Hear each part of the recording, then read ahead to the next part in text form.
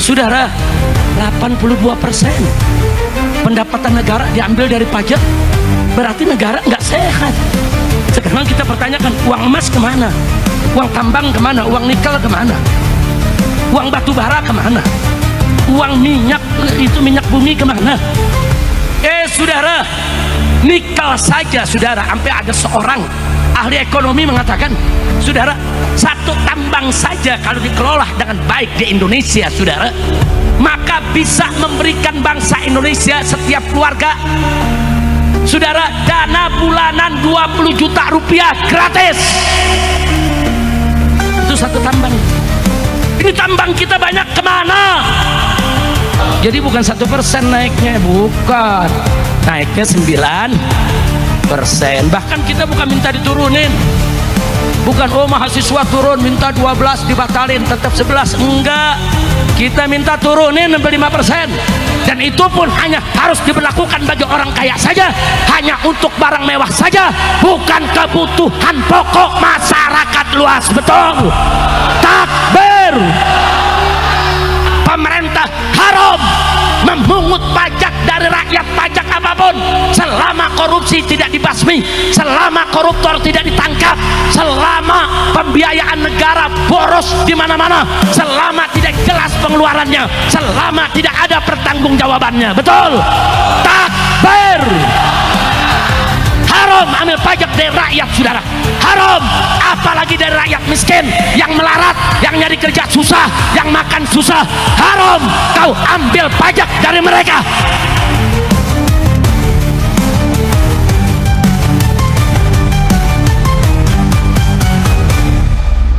Kita lihat soal pajak rame sampai sekarang nggak selesai. Ada urusan apa dengan pajak saudara? Saudara, 82% APBN negara Indonesia itu didapat dari pajak.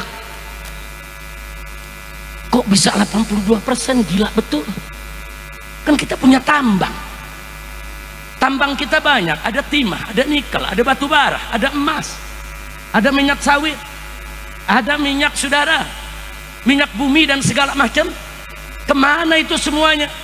Kok sampai 82% hasil cekek rakyat dari pajak untuk membiayai negara 82%? Itu berarti negara kita tidak sehat. Negara yang sehat ambil pajak dari rakyat saudara untuk APBN cukup 25%, yang 75%-nya ambil saudara dari orang-orang kaya, dari minyak sawit, dari batu bara, dari tambang, dari nikel, dari emas saudara, belum hasil tambang, hasil laut dan lain sebagainya. Kemana semua itu? Kita punya BUMN ratusan, di mana pajak mereka? Kenapa mereka semua rugi? Innalillahi wa inna ilaihi raji'un. Saudara, 82% pendapatan negara diambil dari pajak, berarti negara nggak sehat. Sekarang kita pertanyakan, uang emas kemana? Uang tambang kemana? Uang nikel kemana? Uang batu bara kemana? Uang minyak, itu minyak bumi kemana?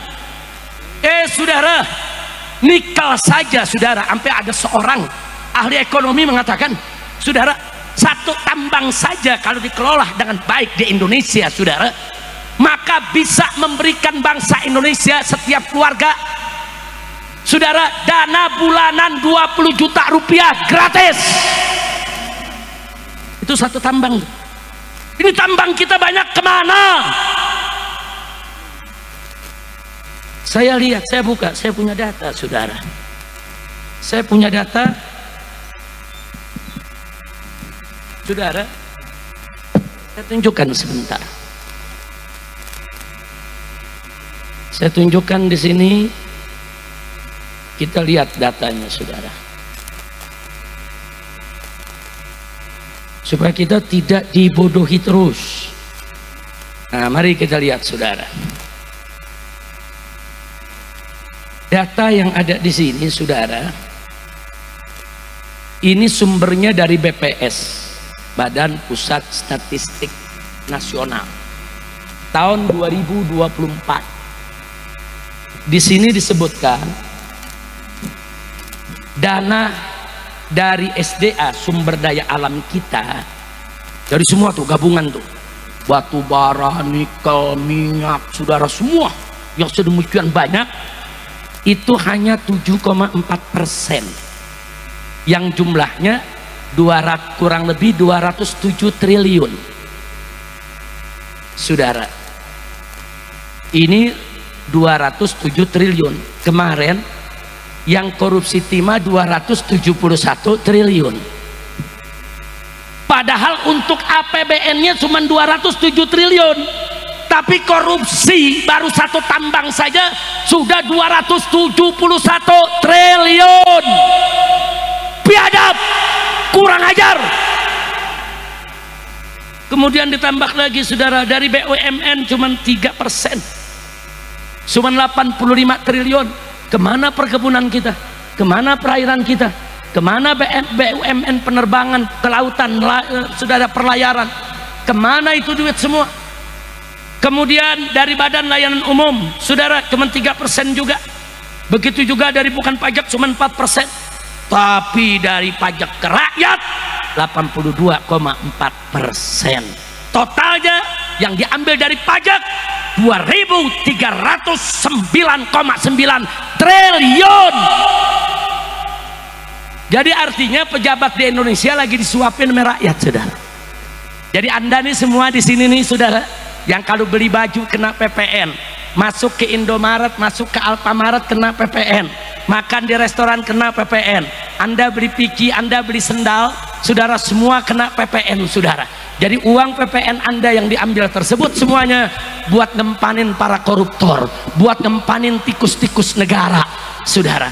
Jadi artinya, saudara, artinya di Indonesia ini saat ini sedang terjadi orang-orang kaya hasil korupsi sedang disuapi oleh rakyat miskin, saudara. Biadab tidak? Biadab tidak? Ini baru satu korupsi nih 271 triliun. Tahu 271 triliun, saudara? Saya kasih gambaran aja, 271 triliun. Yang kemarin hukumannya cuma 6,5 tahun penjara. Saya mau tanya nih, saya mau tanya. Kita dapat, saudara, 270 triliun, kita di penjara 6 tahun, mau gak? Mau gak? Kita masuk penjara rame-rame. Gila, 271 triliun. Maling ayam di penjara 1 tahun. Maling buah semangka di kebun di penjara 1 tahun. Ada nenek-nenek di Jawa Timur nyolong kayu 3 batang 1 tahun. Giliran 271 triliun 6 tahun setengah. Yeay, kacau tidak? Kacau tidak? Habib Hanif ngomong baik-baik saja. Ditanya, bagaimana kabar Abah? Habib Rizik, baik-baik saja. 1 tahun penjara. Saya sakit berobat 2 tahun di penjara. Kacau tidak? Cuman saya ditanya, Habib kondisi bagaimana? Saya kasih kabar, alhamdulillah saya bikhair, alhamdulillah. 2 tahun penjara. Kacau tidak? 271 triliun 6,5 tahun. Dia kacau tidak? Kacau tidak? Saya tanya, ridho atau tidak? Ridho atau tidak? Biarkan atau lawan? Takbir. Cuman sebelum melawan, hitung-hitungan dulu nih, 271 triliun itu berapa tuh? Mau tahu gak? Mau tahu? 271 triliun. Andai kata kita makan sehari, anggap nih orang puncak kaya semua nih, sehari makannya 1 miliar. 1 hari makannya cukup gak 1 miliar sehari? Cukup? Cukup? Emang kaya lu pada? Udah 1 hari makan 1 miliar, setahun berapa miliar? 365 miliar. Udah ada 1 triliun? Belum. Belum, saudara. makan 3 tahun baru 1 triliun. Nah sekarang bagaimana kalau 271 triliun? Coba 271 triliun saudara, kalau kita makan sehari 1 miliar, setahun 365 miliar, maka 271 triliun saudara, kita bisa makan 742 tahun. Nah, lu baru tahu tuh gedenya tuh. Ayo saya tanya, kecil apa gede? Kecil apa gede? 742 tahun kita makan seharinya 1 miliar selama 742 tahun sudah. Umur kita ada 742. Umur umat Nabi Muhammad rata-rata berapa? 63 tahun. Betul? Betul.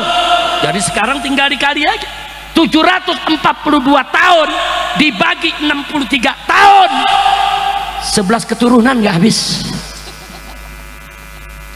11 keturunan nggak habis. Di penjara cuma 6 tahun. Kacau tidak? Panitia juga mau di penjara semua, asal dibagi.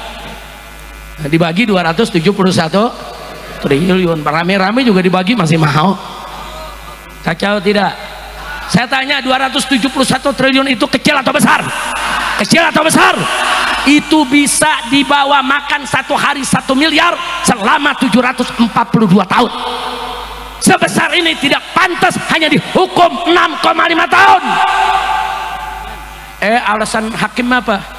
Enggak, dia masih punya anak, dia punya istri. Gue punya bini, gue juga punya anak, nggak perlu penjara. Betul.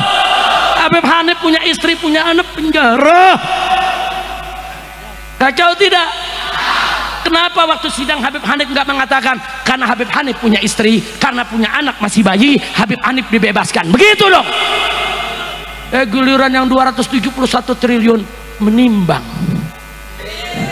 karena ada istrinya dan ada anaknya, maka diringankan hukumnya. Iya, ini dia hakim gelo. Udah pegal dah. Ini kalau udah ceramah begini kesel, dok-dokan aja ya antum. Kacau tidak? Ayo saya tanya semua, kacau tidak? Kacau tidak? Nah jadi saudara, kalau korupsi seperti ini, saya tanya, merusak negara tidak? Merusak negara tidak? Koruptor dilindungi. Ada lagi nih berita yang terakhir, KPK mengumumkan bahwa CSR daripada Bank Indonesia diselewengkan. Lu tahu CSR gak? Nggak tahu lu? Nggak tahu? Gue nyesel ceramah di sini. Ya berarti kan gue mesti terjemahin tuh. CSR, CSR. C-nya itu corporate, S-nya sosial, R-nya responsibility. Responsibility. Artinya apa saudara? Artinya responsibility saudara, ini merupakan tanggung jawab sosial.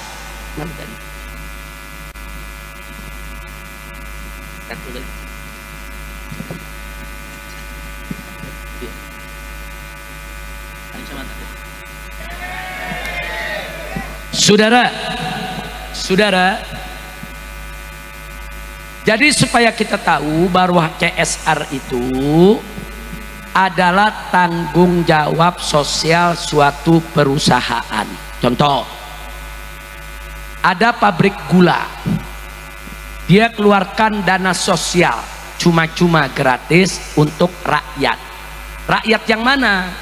Rakyat yang ada timbal baliknya dengan pabriknya. Dia punya pabrik gula, CSR-nya diberikan ke petani tebu. Itu namanya CSR. Paham? Atau pabrik kecap saudara. Nah yang berhubungan dengan pabrik kecap apa? Kacang kedelai. Maka dia keluarkan CSR bantuan dana untuk para petani kacang kedelai. Sehingga para petani di samping dapat gaji atau dapat untung dari penjualan yang dia jual ke pabrik, dia juga dapat dana bantuan supaya dia makin aktif kerjanya, supaya makin bagus, supaya ada timbal balik ke pabrik kecapnya. Jelas tidak? Jelas tidak? Atau saudara, kalau dia pabrik di satu tempat, jalanan rusak karena truk-truk dia lewat situ, saudara, masyarakat terganggu, dia keluarkan KSR-nya untuk membenahi jalan. Berapa jalan? 6 km hancur, biayai, hot mix semuanya, supaya masyarakat setempat tidak terganggu. Jadi masyarakat setempat ikut mendapat keuntungan dari usahanya. Kira-kira jelas tidak? Jelas tidak? Itu namanya apa? CSR, saudara. Memang mestinya seperti itu, saudara. Jadi CSR ini, saudara, corporate social responsibility, adalah tanggung jawab sosial suatu perusahaan. Kira-kira jelas tidak? Nah, menarik. Saudara, KPK melaporkan bahwa ada 2 tersangka menyelewengkan CSR Bank Indonesia. Jumlahnya besar. 2 orang ini, saudara, begitu ditunjuk hidung, dia bikin pengakuan. Apa dia bilang? Bukan saya saja yang terima, semua anggota Komisi 11 DPR RI ikut nerima. Ini CSR bukan buat anggota DPR, saudara. CSR itu buat masyarakat. Boleh diberikan ke panti asuhan, ke pondok pesantren, saudara, beri buat bangun jembatan, bangun jalanan, bangun apa saja yang penting buat masyarakat, bukan untuk anggota DPR RI. DPR RI sudah dapat gaji besar, betul? Begitu dia ngaku, semua anggota Komisi 11 ikut dapat juga CSR-nya. Besoknya kata KPK apa? Oh ya, kami salah paham, ternyata kedua orang itu belum jadi tersangka dan tersangka belum ada. Iya, ini KPK, saudara, Komisi Pemberantasan Korupsi apa perlindungan koruptor? Kacau tidak? Kacau tidak? Giliran maling ayam digebukin sama masyarakat sampai bonyok, ya betul? Betul? Nah sekarang saya mau ajak deh semua nih, saudara, saya mau ajak nih semua.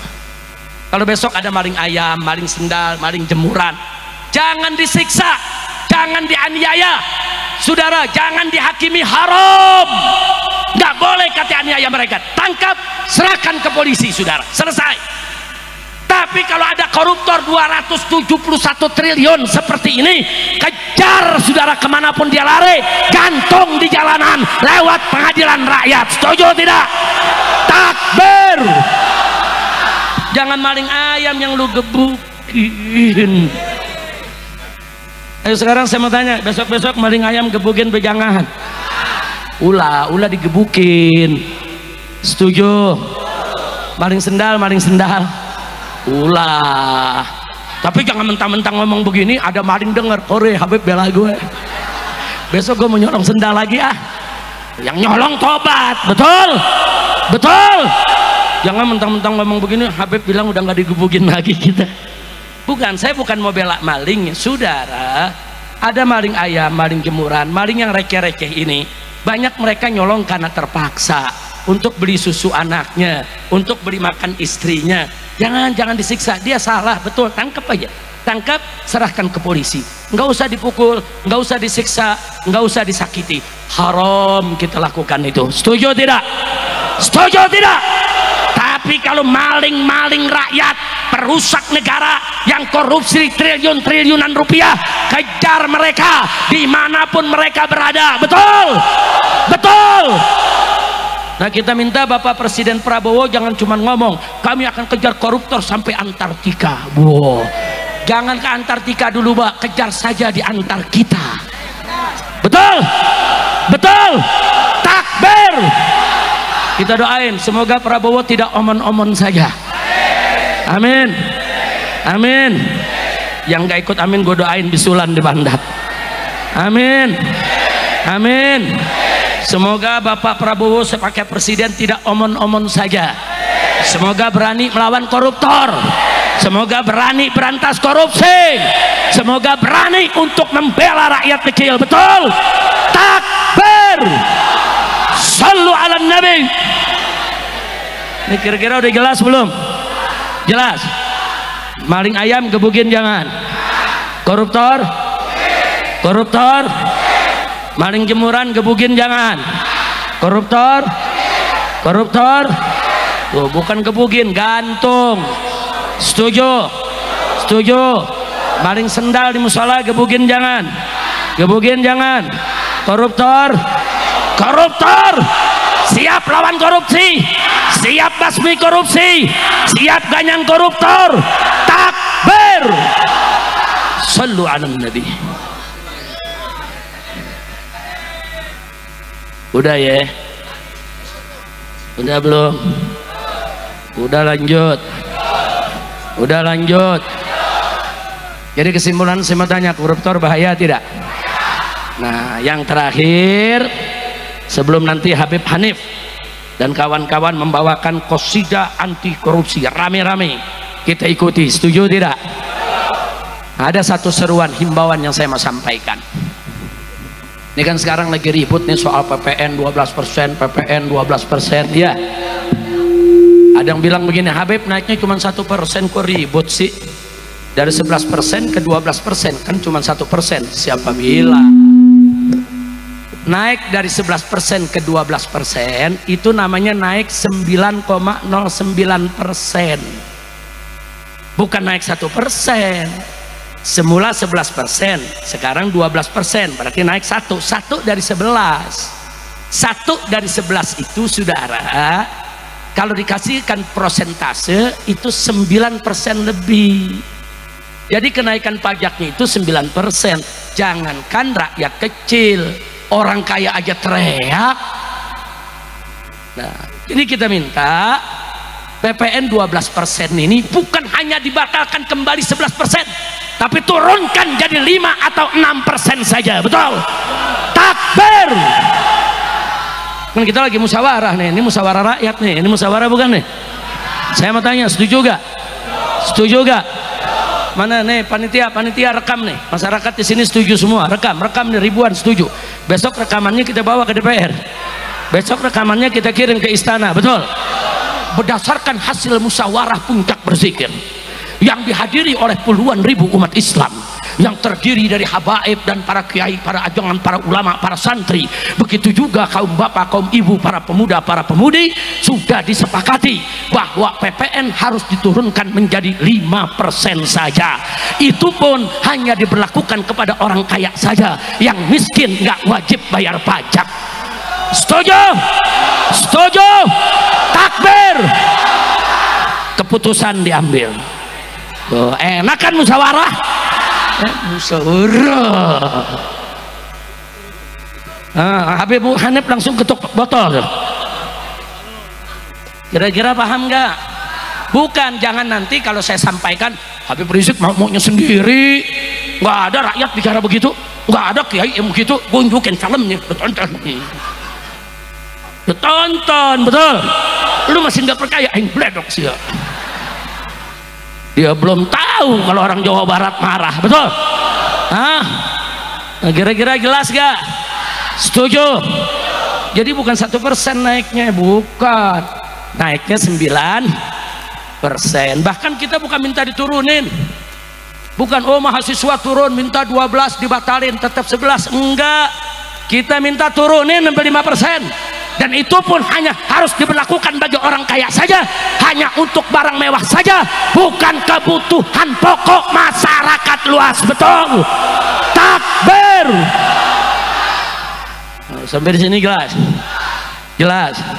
Makanya saya berani katakan di sini, hei orang miskin, hei orang melarat, tidak usah bayar pajak, karena pemerintah haram mengambil pajak dari orang-orang miskin dan melarat, saudara. Allah mewajibkan zakat hanya kepada orang kaya, saudara. Itu pun cuma 2,5%. Ini saudara baru mimpin negara, mau bikin pajak 12% untuk semua orang, yang kaya, yang miskin, semua kena. Nggak boleh.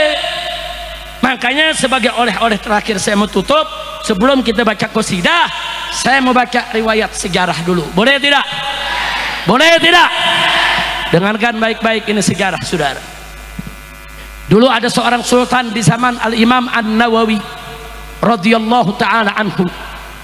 Ini Imam Nawawi ada desa Nawa di dekat kota Damaskus saudara, di Syria, namanya desa Nawa. Nah kemudian rakyat satu negeri saudara sangat cinta dan sangat hormat kepada Imam Nawawi karena ilmunya luas, akhlaknya mulia, tawadu, bela rakyat. Singkat cerita, sang sultan ingin mengambil pajak dari rakyat. Diundanglah para ulama satu negeri. Begitu diundang itu ulama semua, kecuali Imam Nawawi yang gak diundang saudara. Karena Imam Nawawi ini pakaiannya saudara banyak bekas jahitan sendiri. Beliau tuh kalau robek dijahit sendiri, robek dijahit sendiri, selama masih bisa dipakai, dipakai. Sehingga kelihatannya kayak yompang camping tapi banyak jahitan saudara. Dan miskin hidupnya. Dia nggak diundang ke istana karena memang Imam Nawawi bukan ulama istana. Alhamdulillah, ulama diundang ke sultan. Ulama bilang apa? Aku mau ambil pajak dari rakyat, minta persetujuan ulama dengan alasan saudara, karena untuk membiayai daripada gaji-gaji pegawainya, gaji-gaji pejabat, dan untuk mempersenjatai tentara yang jaga di perbatasan, juga untuk pembangunan.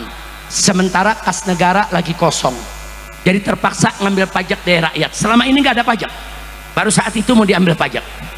Para ulama lihat sultannya baik, lihat sultan bicaranya juga santun, alasannya masuk di akal. Para ulama setuju saudara mengambil pajak dari rakyat. Dibuatlah petisi. Semua ulama memberikan tanda tangannya atau stempelnya dengan jari saudara.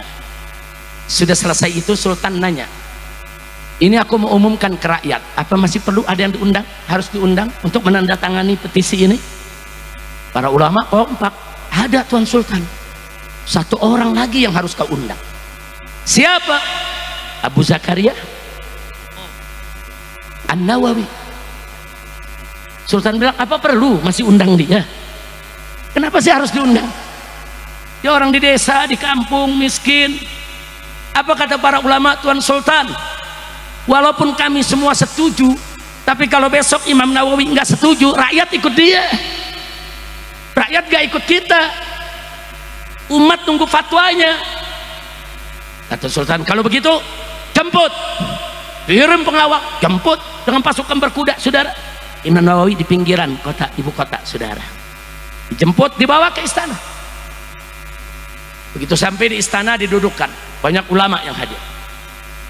Sultan kasih kabar kepada Imam Nawawi, ya Abu Zakaria, ini ulama-ulama semua sudah setuju untuk aku ngambil pajak dari rakyat. Nah kami berharap kau ikut setuju. Langsung kasih instruksi raja. Kata Imam Nawawi, tunggu dulu sebentar, aku punya 3 pertanyaan. Kalau 3 pertanyaan ini kau bisa jawab dengan baik, bagus, benar, aku tanda tangan. Setuju ambil pajak dari rakyat. Akhirnya kata si raja, Salma Syekh, silakan kau tanya apa yang kau mau. Yang pertama ditanya oleh Imam Nawawi, kenapa harus ambil pajak dari rakyat? Itu dulu. Dia jawab, ya untuk pembangunan. Aku udah jawab para ulama tadi, untuk gaji pegawai, untuk mempersenjatai itu pasukan di perbatasan. Kata Imam Nawawi, ahsanta, bagus kau punya jawab. Nah terus ditanya lagi Imam Nawawi, tapi kenapa harus diambil dari kas negara? Kan masih ada pendapatan yang lain. Kenapa mesti diambil dari bukan kas negara? Kenapa harus diambil dari pajak? kan masih ada kas negara, kenapa diambil dari pajak? Dijawab oleh Sultan, ya jelas kami ngambil pajak karena kas negaranya kosong, nggak ada dana. Kata Imam Nawawi, ahsanta, bagus kau punya jawab. Sekarang pertanyaan yang terakhir, kenapa kas negara kosong? Diam ini rakyat Sultan. Kenapa kosong? Dikemanakan itu? Kan kemarin banyak isinya, ada emas, ada perak, ada uang, ada intan permata dan lain sebagainya. Kemana kosong?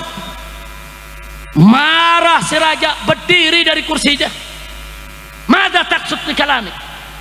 Hei Aba Zakaria, apa kau punya maksud dengan ucapanmu ini? Tersinggung ini raja, saudara. Dia tersinggung, saudara. Nah kemudian apa yang terjadi? Begitu raja berdiri nuding Imam Nawawi, Imam Nawawi nggak gemeter, saudara. Berdiri lagi Imam Nawawi dari duduknya, dari kursinya dia berdiri, dia tunjuk sang raja.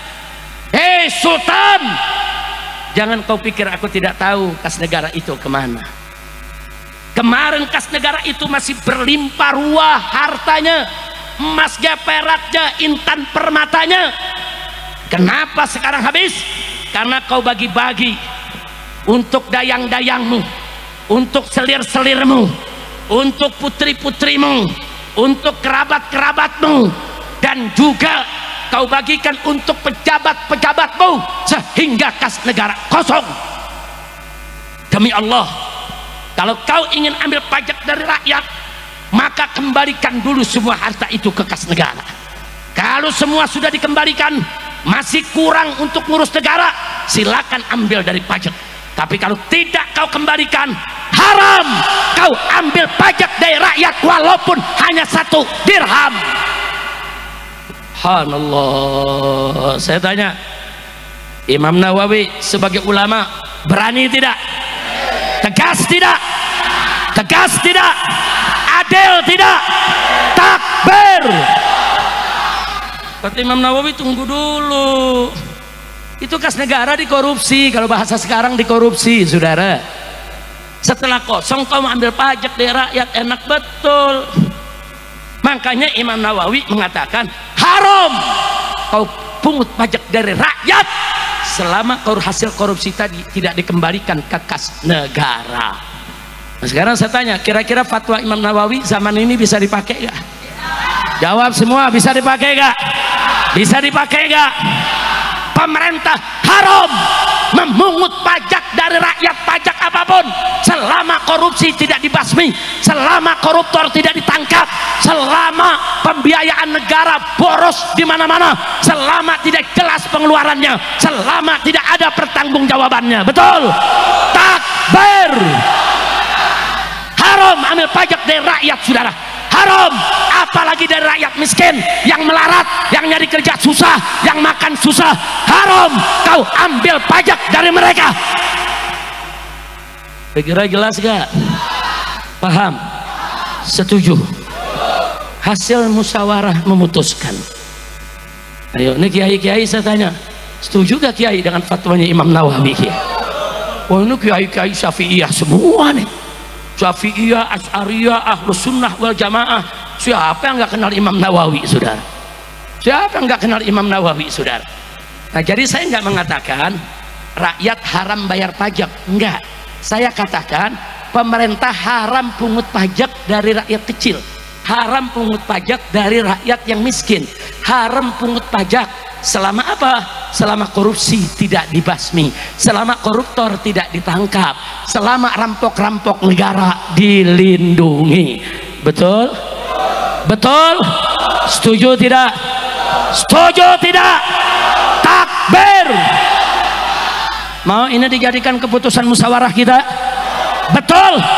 Rekam lagi biar semua ngelihat, kita kirim nanti, saudara, lewat medsos di mana-mana, bahwa masyarakat di mana-mana tempat setuju, saudara, bahwa pemerintah haram pungut pajak dari rakyat selama korupsi tidak dibasmi, koruptor tidak ditangkapi. Betul? Betul? Selama ada pemborosan di mana-mana selama laporan keuangan tidak jelas. Betul? Takbir. Ketok betul lagi Hani. Alhamdulillah. Udah segitu aja ya. Ini ceramah perdana saya nih, diri-diri lagi. Udah 3 bulan gak ceramah begini saudara. Itu, tapi di sini kita lihat panitianya galak-galak. Nah, makanya saya bisa datang akhirnya. Udah gitu ada, waduh si bule datang. Duduk depan sini. Takbir. Oh, ini dia nih. Takbir. Nih rambut udah bayar pajak belum? Duduk sini. Duduk samping Hanif sini. Iya. Takbir. Saya tanya saudara, kalau kas negaranya dikelola dengan baik, koruptor ditangkap, korupsi dibasmi, kemudian tidak terjadi pemborosan kas negara, semua ada pertanggungjawaban jelas, bagus tidak? Kalau sudah bagus begitu baru boleh. Kalau masih kurang ambil pajak dari rakyat. Kalau nggak kurang perlu ambil pajak dari rakyat, nggak perlu. Bahkan kalau perlu saudara kasih dana ke masyarakat. Itulah dulu yang disebut subsidi BBM, subsidi nelayan, subsidi perkebunan, subsidi pertanian. Dulu semua ada subsidi saudara. Pesantren dibantu, madrasah dibantu, majelis taklim dibantu saudara. Kenapa? Karena ada kelebihan surplus saudara. Nggak perlu pajak dari rakyat. Kalau tambang emas, nikel, batu bara saudara, semuanya dikelola dengan baik saudara, rakyat tidak perlu bayar pajak lagi ke negara. Kenapa? Satu tambang saja sudah cukup untuk menghidupi bangsa Indonesia. Takbir. Shallu ala nabi. Nah, kira-kira saya sampaikan jelas tidak? Paham? Habib Bahar, ini musyawarah akbar, ini musyawarah asyura kubro untuk memutuskan rakyat bayar pajak apa jangan. Nah, ternyata keputusannya tadi pemerintah haram ngambil pajak dari rakyat selama korupsi tidak dibasmi, selama koruptor tidak ditangkap, selama duit negara borosi saudara, jangan dong. Nah, kalau korupsinya udah dibasmi, koruptornya udah ditangkap, negara semua udah baik, pengelolaan keuangan, masih kurang buat pembangunan, silakan ambil pajak dari rakyat. Wajib kita rakyat bayar pajak. Jelas tidak? Jelas tidak? Jelas tidak? Saya mau tanya sekarang, jadi kalau korupsi masih banyak, koruptor tidak ditangkap, negara masih boros saudara, apa boleh pemerintah ngambil pajak dari rakyat? Boleh tidak? Boleh tidak? Halal atau haram? Tapi kalau pengelolaan keuangan negara sudah bagus saudara, koruptor ditangkap, korupsi itu dibasmi, kemudian nggak sampai di situ, tidak ada pemborosan, semua pertanggungjawabannya benar, negara masih kurang. Kalau begitu rakyat wajib tidak bayar pajak? Siap bantu pemerintah, siap bayar pajak, betul. Tapi kalau hasil negara semua sudah bagus, dikelola baik, saya yakin rakyat nggak perlu bayar pajak lagi kepada pemerintah, karena negara ini akan kaya, bahkan negara akan bagi subsidi kemana-mana, insya. Nah, jadi negara bangkrut bukan karena subsidi, bukan karena korupsi. Betul, betul.